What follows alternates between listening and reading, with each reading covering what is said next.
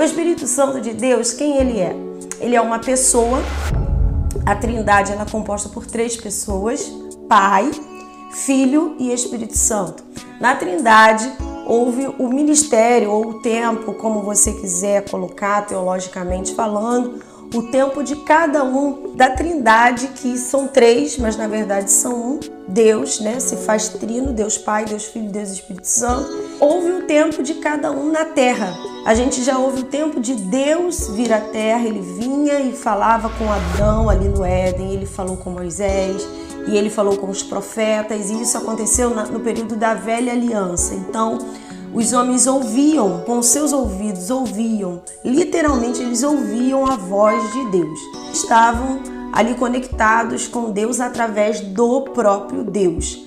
Algumas pessoas eram escolhidas e aí elas tinham esse contato com o Senhor. Deus não falava com todos, mas escolhia algumas pessoas para se relacionar com a humanidade. E esse período, ele foi o período da Velha Aliança. No Velho Testamento a gente ainda tem o último profeta, que é João Batista. E depois Deus, ele se retira da terra.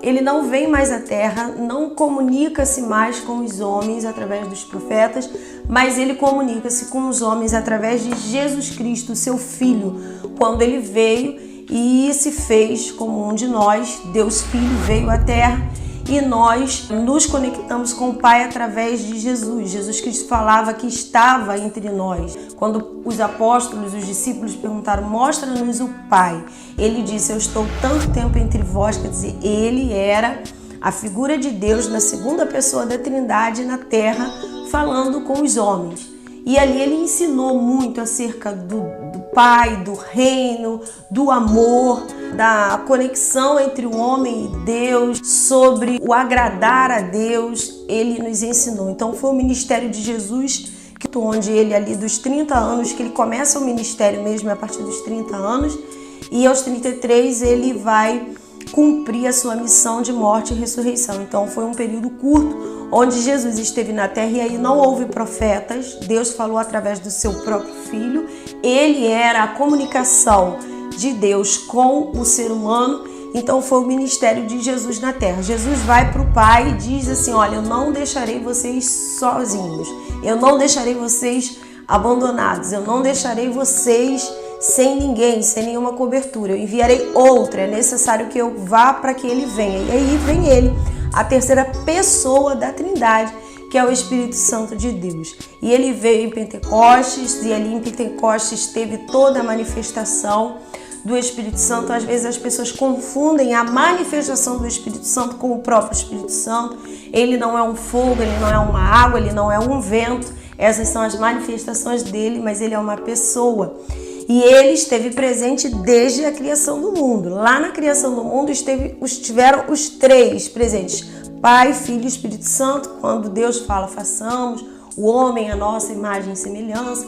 Lá em Gênesis já diz que o Espírito de Deus pairava sobre a face do abismo. Ou seja, o Espírito Santo esteve presente, se retirou. E aí veio Deus, Filho, e agora em Atos 2, na nova aliança, já Jesus Cristo ressuscitado, o Espírito Santo desce novamente sobre a terra e ele vem estar conosco. É ele quem está conosco todos os dias.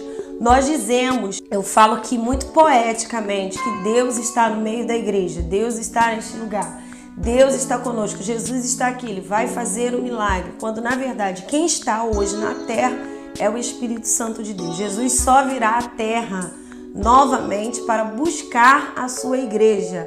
É conforme está na Bíblia, conforme diz o texto, conforme diz a profecia de Ezequiel, conforme diz a profecia de João, que ele voltará. Ele mesmo diz que ele voltará nos evangelhos para buscar a sua igreja. Então, quando Jesus retornar à terra, é para buscar a igreja e depois para reinar, julgar, e entra a parte toda de escatologia. Hoje, Deus, onde está Deus? Deus está sentado no trono.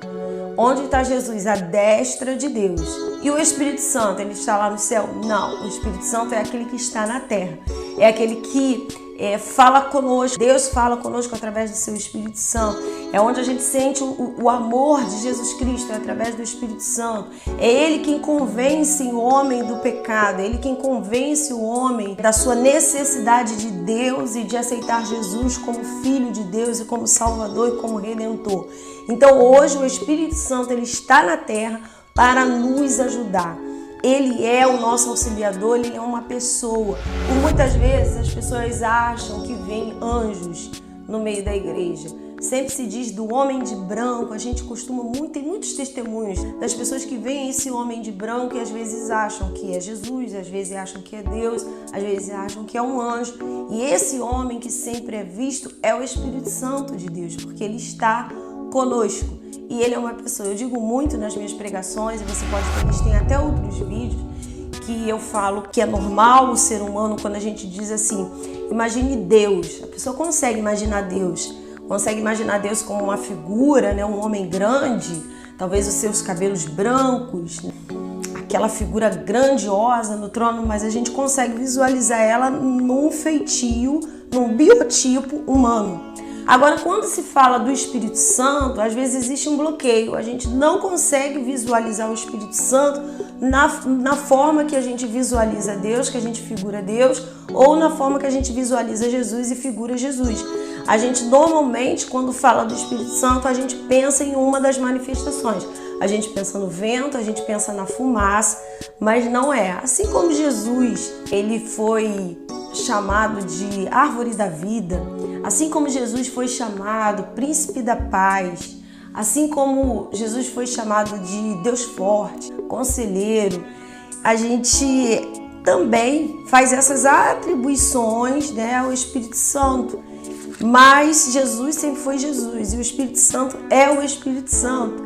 E a gente não pode confundir algumas características que a gente coloca sobre a pessoa de Jesus ou do Espírito Santo ao que realmente ele é. Quando eu olho para a Bíblia e eu entendo o seguinte, que no período da Velha Aliança, do Velho Testamento, o Espírito Santo ele estava ali com alguns homens, né? Alguma classe que eu já falei aqui, que eram 5 só que o Espírito Santo interagia, que eram os reis, os sacerdotes, os profetas, os juízes e os nazireus. Somente essas 5 categorias conseguiam ter essa integração com o Espírito Santo.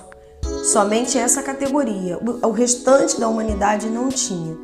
E aí agora, quando Jesus, da Nova Aliança, ele rasga o véu do templo e ali desce para nós o Espírito Santo, eu olho para a Bíblia e eu vejo naqueles homens que foram inspirados, né, pelo Espírito Santo para escrever lá todo o Velho Testamento, o Novo Testamento, eu vejo que nós somos tão privilegiados porque hoje ele está disponível a todo aquele que crê. Para quem é o Espírito Santo? Para quem ele foi deixado? A Bíblia diz que o Espírito Santo foi derramado sobre toda a terra, para todo aquele que quer, para todo aquele que crê. Então, se você talvez nunca tenha tido uma experiência com o Espírito Santo de Deus, eu quero dizer que ele está pronto. Ele está pronto, ele está disponível para todos. Ele está disponível para a igreja, ele está disponível para os filhos, ele está disponível para aquele que crê. E eu quero dizer que para acontecer milagres, para haver cura, para haver profecia, para haver libertação, para haver milagres sobrenaturais, nós precisamos ter essa conexão com o Espírito Santo. Se a igreja, se nós não tivermos o Espírito Santo em nossa vida, Jesus Cristo ele não pode operar, ele não pode fazer, ele não pode agir. Hoje é extremamente importante 2 ferramentas para que milagres aconteçam.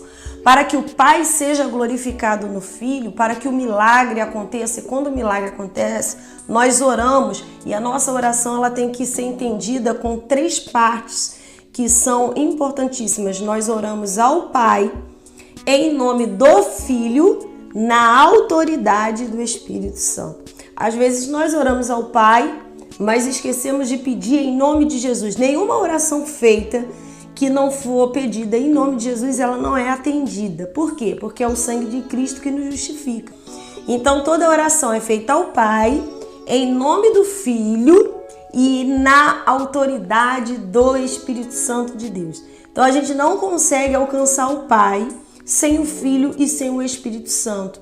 Por isso que há essa conexão da Trindade. Muitas pessoas, muita gente não vivencia o melhor de Deus, não vivencia milagres de Deus, não vivencia experiências sobrenaturais com Deus, porque ainda não conseguem dar a vazão ao Espírito Santo, dar lugar ao Espírito Santo. Deus só está no controle da situação se o Espírito Santo estiver.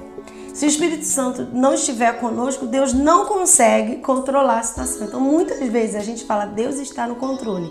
E aí eu quero botar uma interrogação aqui hoje na sua cabeça. Será que Deus está no controle? Porque se nós não temos um relacionamento com o Espírito Santo, Deus não consegue controlar as nossas vidas. Como Deus controla a minha vida, pastora? Como Deus controla? Através do Espírito Santo. Então, é necessário que você, que eu, cada dia nós busquemos mergulhar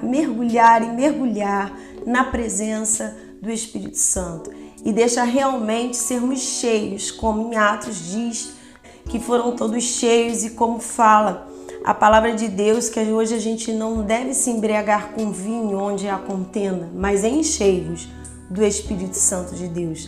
Então, realmente, Deus quer, como diz lá no texto de Efésios, que nós, essa geração, seja uma geração cheia do Espírito Santo. Porque se for uma geração cheia do Espírito Santo, será uma geração cheia de avivamento, será uma geração cheia de milagres, será uma geração cheia de cura, será uma geração diferente, será uma geração tratada.